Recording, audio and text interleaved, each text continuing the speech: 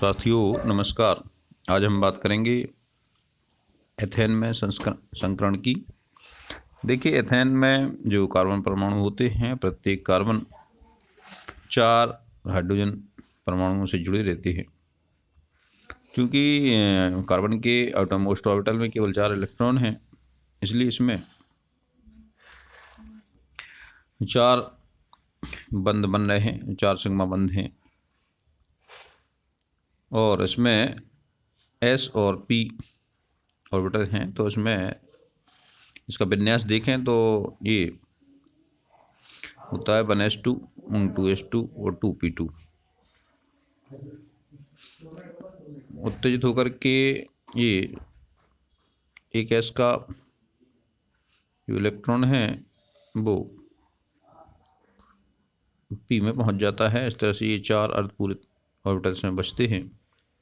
तो इसमें sp3 संकरण होता है। और sp3 संकरित दोनों कार्बन हैं।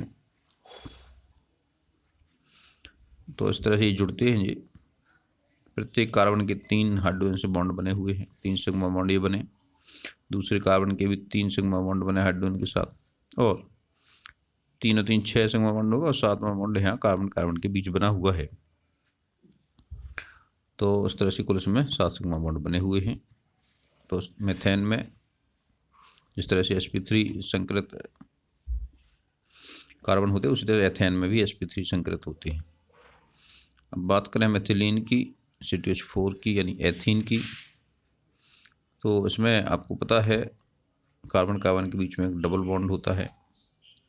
ये आप पहले ही पढ़ चुके हैं कि जो पहला बॉन्ड बनता है वो हमेशा सिग्मा बॉन्ड बनता है, लेकिन जो दूसरा बॉन्ड बनता है वो हमेशा पाई बॉन्ड ही बनता है। तो इस तरह हम यहाँ देख सकते हैं, एक कार्बन के चारों ओर 3 तो सिग्मा बॉन्ड बने हुए हैं और चौथा पाई बॉन्ड बना है। आप जानते ही हैं कि जो पाई बॉन्ड बनता है वो असंकृत p ऑर्बिटलों की पार्श्वीय व्यापन से बनता है। तो यहाँ पे एक ऑर्बिटल आपका, एक p ऑर्बिटल असंकृत रहता है। अब वो px हो सकता है और p भी हो सकता है।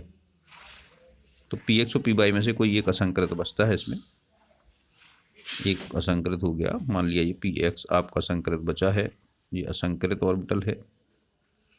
बाकी एक s और 2 p ऑर्बिटल संकृत हैं। तो इनमें जो संकरण होगा वो क्या होगा, sp2 संकरण होगा। इस तरह से कार्बन में पहले sp2 संकरण होता है। sp2 संकरण आपको पता ही है, इसकी त्रिकोणीय होता है, 120 120 के कोण पे होता है।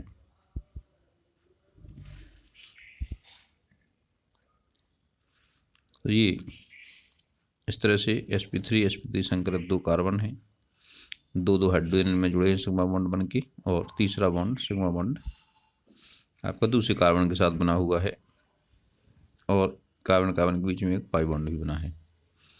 इस तरह से इसमें हम देखें तो कुल 1 2 3 4 5 तो सिग्मा बॉन्ड बने हैं और एक बना है पाई बॉन्ड। इस तरह से कुल 6 बॉन्ड हैं। अब बात करते हैं हम एसिटिलीन में संकरण की, यानी C2H2 में। तो यहाँ भी आप जानती हैं कि जो C2H2 है उसमें कार्बन कार्बन के बीच में ट्रिपल बॉन्ड है, यानी इसमें 3 बंध बने हुए हैं। तो 3 बंध में पहला तो होगा सिग्मा बंध, और बाकी ये 2 होंगे पाई बंध।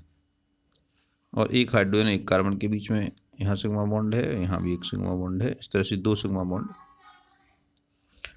ये हो गए। तो एक कार्बन की 2 तरफ 2 सिग्मा बॉन्ड हैं, यानी 2 सिग्मा बॉन्ड है और 2 पाई बॉन्ड है। तो 2 पाई बॉन्ड हमेशा असंकृत ऑर्बिटल से बनते हैं। तो ये यहाँ पे px और py तो असंकृत हैं, और pz संकृत है। तो s और pz में संकरण होता है। तो यहाँ कौन सा संकरण होगा, sp संकरण होगा।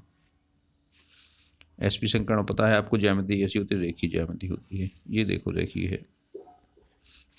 sp संकरित ऑर्बिटल, दो ऑर्बिटल में से एक हाइड्रोजन के साथ जुड़ता है, दूसरे कार्बन के साथ जुड़ता है। इसमें भी यही है। इस तरह से इसमें आपके कुल सिग्मा बॉन्ड कितने बने, 1 2 और कार्बन कार्बन के बीच 3। तो इसमें 3 सिग्मा बंध हैं और 2 पाई बंध हैं। एक पी वाई के बीच में बना है और दूसरा पीएक्स के बीच में बना है। इस तरह से इसमें 4 बंध बने हैं, 2 सिग्मा और 2 पाई बंध, सॉरी 3 सिग्मा और 2 पाई बंध बने, 5 बंध हैं। अब तृतीय आवर्त के कुछ तत्वों को देखें जिनमें डी कक्षक उपलब्ध होते हैं, उनमें भी संकरण होता है। और चूँकि डी कक्षक खाली होते हैं तो डी कक्षक भी संकरण में भाग लेते हैं। क्योंकि जो 3D ऑर्बिटल है वो 3s और 3p में बहुत अधिक अंतर नहीं होता है, और 4s और 4p के बीच में भी ज़्यादा अंतर नहीं होता है, यानी 3D इनके बीच में रहता है। माने 3D का n से ज़्यादा अंतर नहीं है और n से भी ज़्यादा अंतर नहीं है, तो ये दोनों के साथ संकरण में भाग लेता है। 3s 3p और 3D के साथ संकरण करता है, और साथ में ये 3s 3p और 3D के बीच में भी संकरण हो जाता है, और 3D 4s और 4p के बीच में भी संकरण संभव है। तो जब d ऑर्बिटल कम ऊर्जा वाला होता है तो इससे जो संकर यौगिक बनते हैं वो लो स्पिन कहलाते हैं, लो स्पिन कॉम्प्लेक्स कहलाते हैं। और जब 3s 3p के साथ 3D जुड़ता है तो ये हाई स्पिन कॉम्प्लेक्स बनते हैं। तो ये लो स्पिन कॉम्प्लेक्स कब बनते हैं, जब n-1d हो, और हाई स्पिन कॉम्प्लेक्स कब बनता है, जब nd हो। लिखने में भी आपको पता लग जाएगा। अगर 3s और 3p के साथ संकरण हो रहा है तो इसको हम s और p को पहले लिखेंगे, 3s 3p और 3d, तो इसको हम sp3d या sp3d2 इस तरह लिखेंगे। और यदि लो स्पिन है यानी 4s 4p के साथ हो रहा है तो इसको हम लिखेंगे d sp2 sp3 या d2 sp3 या d sp2। इस तरह से संकरण होते हैं। इसमें d पहले लिखा तो आप पता लगा, आप समझ जाएंगे कि वो 3d है और sp चौथे के हैं। इनके आइए इनके कुछ उदाहरण देखते हैं। पहला आप देखें sp3d का, जैसे कि इसके नाम से ही आपको दिख रहा है, एक s है, 3 p ऑर्बिटल हैं और एक d ऑर्बिटल है। कुल 5 ऑर्बिटल संकरण में भाग लेते हैं। यहाँ फास्फोरस का एग्जाम्पल लें। फास्फोरस का ग्राउंड स्टेट में जो विन्यास होता है वो इस तरह होता है 1s2 2s2 2p6 3s2 3p3, 2 2 4 6 10 2 12 3 15। ये इस तरह भरे रहते हैं। s में 2 रहते हैं 3s में, और 3p में 3 रहते हैं। यहाँ s का एक उत्तेजित अवस्था में s का एक इलेक्ट्रॉन उत्तेजित होकर के 3d में पहुँच जाता है। इस तरह से कुल 5 अर्धपूरित ऑर्बिटल बचते हैं। इनमें sp3d संकरण हो जाता है, और इन सब में एक एक क्लोरीन से एक एक इलेक्ट्रॉन प्राप्त करके ये युग्मित हो जाते हैं, और इस तरह से PCl5 का बन जाता है। और ये कंपाउंड कैसा रहता है, हाई स्पिन कंपाउंड या हाई स्पिन कॉम्प्लेक्स रहता है। इस हाई स्पिन कॉम्प्लेक्स में इसकी जो ज्यामिति है वो त्रिकोणीय द्विपिरामिडीय होती है। आपको पता है जब 5 ऑर्बिटल किसी अणु को बनाते हैं तो उनमें अधिकतम दूरी रखने के लिए आपको इस तरह व्यवस्था रहती है। पहले जो 3 बनते हैं 120 अंश के रहते हैं, एक समतल में रहते हैं, कागज के तल में रहते हैं। और यदि हम इस त्रिभुज के केंद्र में एक कील गाड़ दें तो एक ऊपर रहता है और दूसरा नीचे रहता है। इस तरह से ये एक समतल त्रिभुज में आप एक पिरामिड ऊपर बना दें त्रिकोणीय, और दूसरा पिरामिड नीचे बना दें। इस तरह से जो आकृति बनती है वो त्रिकोणीय द्विपिरामिडीय बनती है। तो जो आधार यानी जो त्रिभुज पे जो ऑर्बिटल रहते हैं उनके बीच में 120 अंश का कोण होता है, और जो ऊपर और नीचे रहती है उनके बीच में 90-90 अंश का कोण रहता है। इस तरह से ये असममित कोण देते हैं। इनमें ये 3 कोण 120-120 के हैं नीचे वाले, और ये ऊपर वाले में यानी समतल में 120-120 कोण हैं, ऊपर नीचे के 90-90 अंश के कोण बनाते हैं। PCl5 इस तरह आप समझ सकते हैं इसको। ये 5 sp3d संकरित ऑर्बिटल हैं। इन्हें प्रत्येक ऑर्बिटल 1-1 क्लोरीन से सिग्मा बॉन्ड बनाते हैं। इस तरह से इसमें कुल 5 सिग्मा बॉन्ड पाए जाते हैं।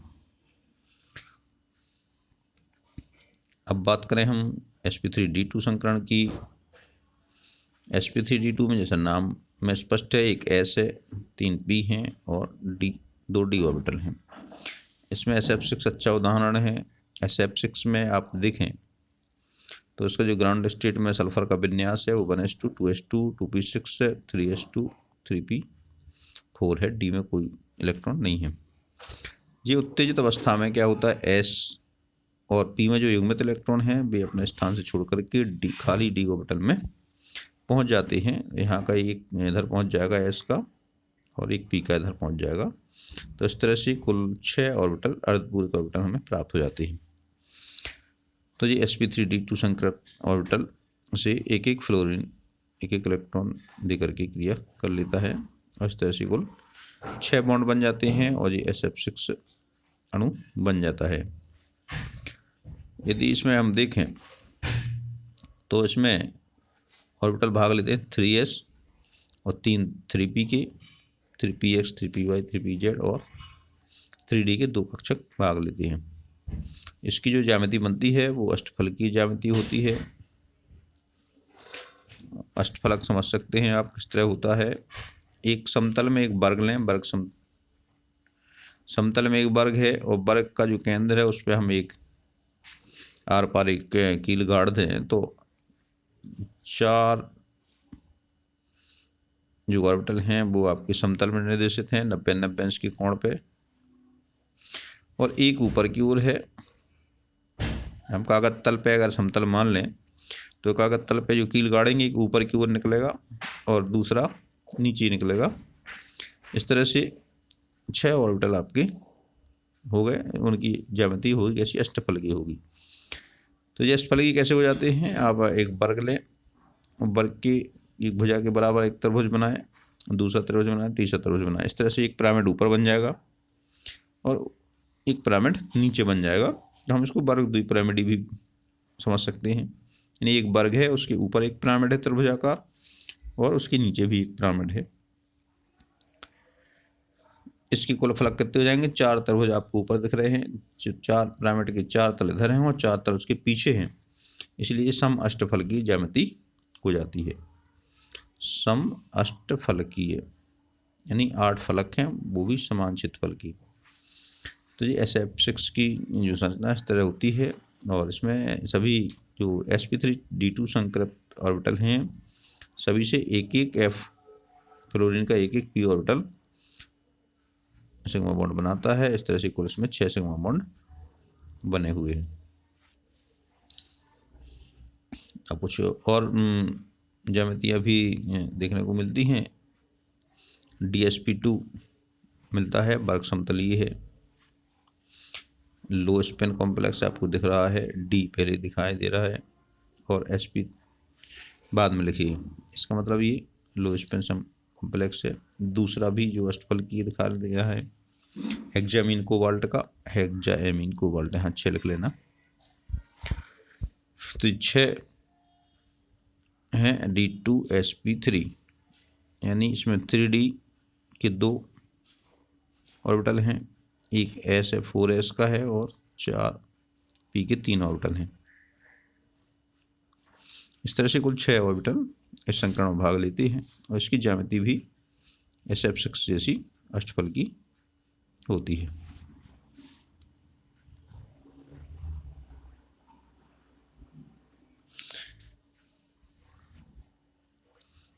आइए अब हम दूसरे सिद्धांत की बात करें।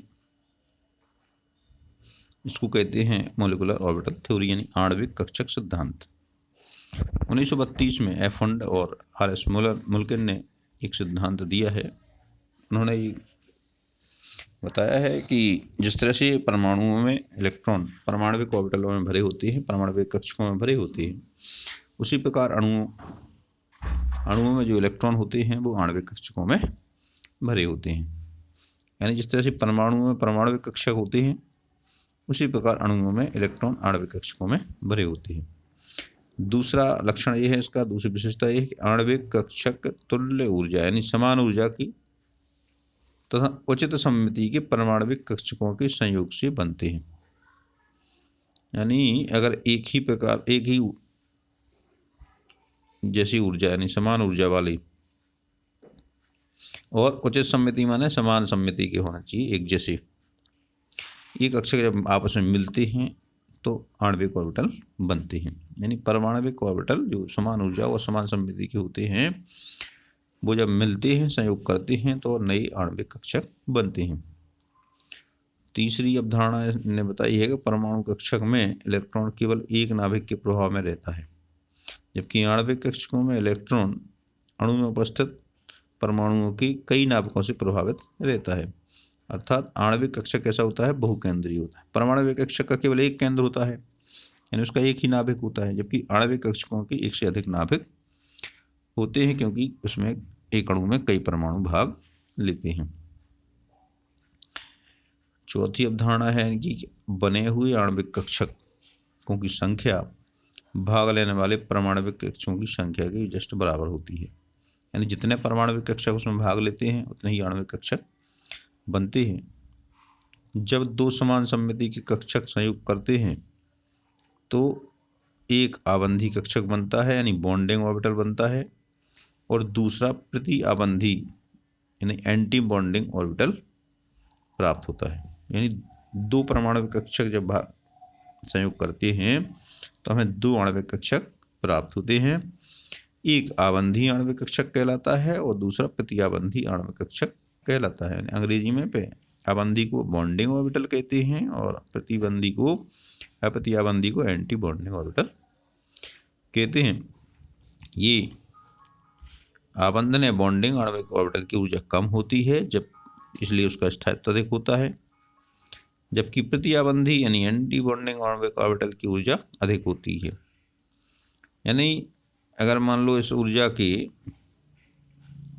दो परमाणु कक्षा भाग लिए, मान लो इसकी ऊर्जा यहाँ है और इसकी ऊर्जा भी यहाँ है, दो समान भाग ले रहे हैं, तो इस तरह क्या होगा, एक ऑर्बिटल की ऊर्जा इससे कम हो जाएगी और दूसरे ऑर्बिटल की ऊर्जा इससे अधिक हो जाएगी।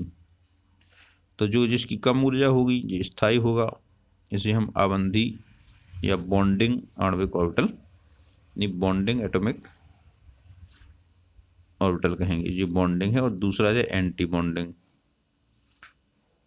जैसा कि आप नाम से ही जान रहे हैं, बॉन्डिंग यानी बंधन को मजबूत करता है। इसमें इलेक्ट्रॉन आएंगे ज़्यादा तो ये बंधन को मजबूत करेगा, इसमें आएंगे तो ये बंधन को कमजोर करेगा। क्योंकि बंधन कमजोर कब होता है, जब ऊर्जा उसकी ज़्यादा होती है, टूटने की संभावना ज़्यादा रहती है। और मजबूत कब होता है, जब ऊर्जा कम होती है तो टूटने की संभावना भी कम होती है। तो जो बॉन्डिंग ऑर्बिटल है बंधन को स्थायित्व प्रदान करता है, जबकि एंटी बॉन्डिंग ऑर्बिटल बंधन को स्थायित्व कम करता है। छठवां है, जिस प्रकार परमाणविक कक्षक परमाणु के नाभिक के चारों ओर इलेक्ट्रॉन पाए जाने की संभावना बताते हैं, उसकी प्रायिकता को व्यक्त करते हैं। जिस तरह से परमाणु में ऑर्बिटल की परिभाषा आपने पढ़ी होगी, नाभिक के चारों ओर वह क्षेत्र जहाँ पे इलेक्ट्रॉन की पाए जाने की संभावना अधिकतम है उसको हम कक्षक बोलते हैं, परमाणविक कक्षक। इसी तरह से आणविक कक्षक में भी परमाणुओं के नाभिकों के समूह के चारों ओर इलेक्ट्रॉन पाए जाने की प्रायिकता को दर्शाती है। यानी नाभिकों के समूह है उसके आसपास इलेक्ट्रॉन पाए जाने की संभावना दर्शाने वाले क्षेत्र को हम आणविक ऑर्बिटल कहते हैं। सातवां अपग्रहित है इसकी, परमाणु कक्षकों की भांति आणविक कक्षकों में इलेक्ट्रॉन भरते समय आफबाउ नियम, हुंड का नियम और पाउली के नियमों का पालन होता है। यानी जिस तरह से आफबाउ के नियम में बढ़ती हुई ऊर्जा के क्रम में इलेक्ट्रॉन भरे जाते हैं, पहले कम ऊर्जा वाला भरेगा फिर ज़्यादा ऊर्जा वाला भरेगा। दूसरा, जिस तरह से हुंड के उच्चतम बहुलता के नियमों के अनुसार वो तब तक उसका युग्मन होता है। जब तक एक एक हो जाए पहले, इसके बाद युग्मन होते हैं। और पाउली के वजन के अनुसार उनकी जो क्वांटम संख्याएं हैं वो सब किसी दो इलेक्ट्रॉनों की क्वांटम संख्या एक ही परमाणु में चारों क्वांटम संख्याएं समान नहीं हो सकती, यानी किसी इलेक्ट्रॉन के एक ही परमाणु की किन्हीं दो इलेक्ट्रॉनों की चारों क्वांटम संख्याएं समान नहीं हो सकती। इस तरह से ये तीनों नियमों का पालन करते हुए आणविक ऑर्बिटलों में भरे जाते हैं। अब इसके पीछे क्या तर्क दिया गया, किस तरह से ये आणविक कक्षकों का निर्माण होता है, इसके लिए जो सिद्धांत दिया गया उसको हम परमाणु कक्षकों का रैखिक संयोग यानी LSU कहते हैं। LSU फुल फॉर्म है linear combination of atomic orbital. Linear combination of atomic orbital, परमाणविक कक्षकों का रैखिक संयोग।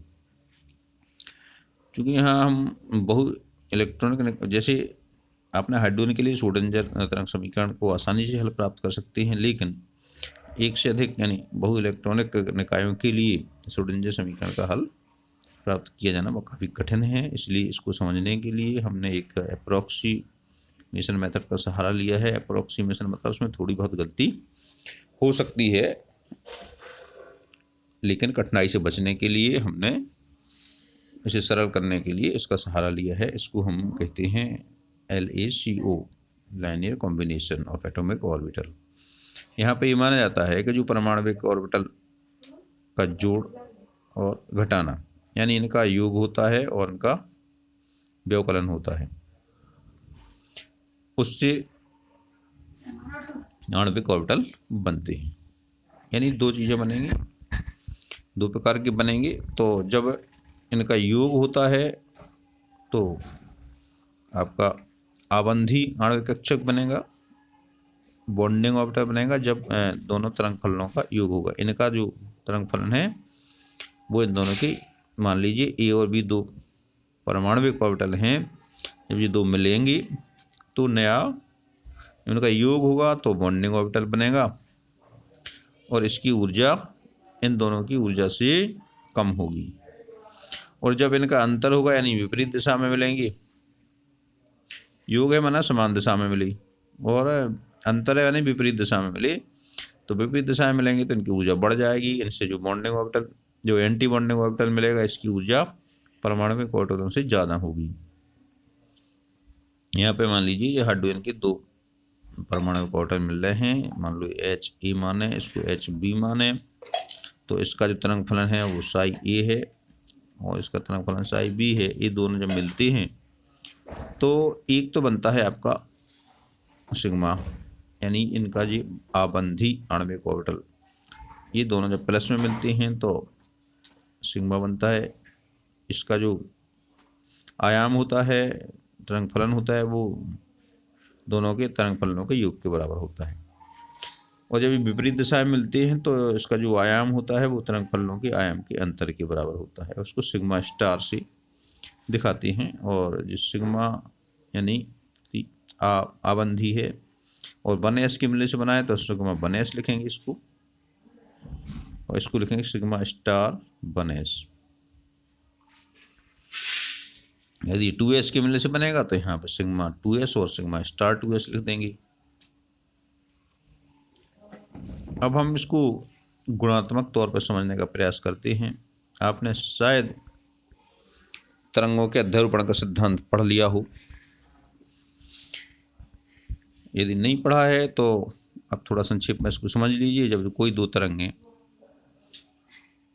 समान कला में मिलती हैं तो उनका जो परिणामी आयाम है वो दोनों का योग होता है, और यदि विपरीत कला में मिलती हैं तो उनका परिणामी आयाम होता है वो दोनों का अंतर होता है। इसे हम संपोषी व्यतिकरण और विनाशी व्यतिकरण के नाम से जानते हैं। इसको हम रचनात्मक व्यतिकरण भी कहते हैं। यहाँ पे आप देख सकते हैं, मान लीजिए इसमें एक देखो, एक पहले एक तरंग गई, इसमें साई A लिखा है इसका आयाम, यानी एक तरंग गई, फिर दूसरी तरंग में साई B लिखा है। यहाँ पे ये दोनों तरंगें एक ही दिशा में समान कलाएं मिल रही, तो इसका जो परिणामी तरंग आयाम है वो बढ़ जाता है, इन दोनों के योग के बराबर है। आप यहाँ देख सकते हैं हमने जो नीले रंग से दो तरंगें दी हैं, ये मूल तरंग हैं जिनका अध्यारोपण हो रहा है। इसकी जो परिणामी तरंग है वो काले रंग से दिखाई गई है। इसका आयाम इन दोनों के योग के बराबर हो जाता है। तो इस तरह की व्यतिकरण को हम संपोषी व्यतिकरण या रचनात्मक व्यतिकरण कहते हैं।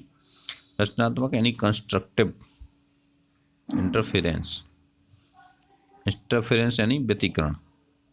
तो जब ये समान कला में मिलती हैं तरंगें तो इनका आयाम इन दोनों का योग हो जाता है, इसलिए हम इनकी तीव्रता बढ़ जाती है। तो ये कंस्ट्रक्टिव इंटरफेरेंस हो गया। और इसके विपरीत आप सामने यहाँ देख रहे हैं, यहाँ पे आप देखिए ये दो तरंगें हैं, मूल तरंगें, एक ये जा रही है, एक ये जा रही है। ये दोनों एक दूसरे के अपोजिट हैं, तो इनका जो परिणामी तरंग होगी ये काले रंग से दिखाई दे रही है, इसके आयाम बिल्कुल छोटे हो गए हैं। यानी इसका जो परिणामी तरंग का है उसका आयाम दोनों के आयामों के अंतर के बराबर होगा। यानी यहाँ पर तरंग का विनाश हो गया है, तरंग का आयाम घट गया है, इसलिए हम इसको क्या बोलते हैं? विनाशी व्यतिकरण यानी डिस्ट्रक्टिव इंटरफेरेंस। यहाँ पे दोनों एक दूसरे को मिलकर के कैंसिल कर रही हैं, और जब अगर बिल्कुल समान होंगी तो जीरो हो जाएगा जी। तो इस तरह से ये व्यतिकरण होता है। इसके फलस्वरूप जो आणविक कक्षक बनते हैं वो ये आपके दो प्रकार के होते हैं, और जो आबंधी आणविक कक्षक है उनमें इलेक्ट्रॉनों की संख्या अधिक होती है, तो अणु की जो स्थायित्व है वो बढ़ जाता है, और यदि कम होती है तो स्थायित्व घट जाता है। आइए इसको हम अगले भाग में विस्तार से समझेंगे।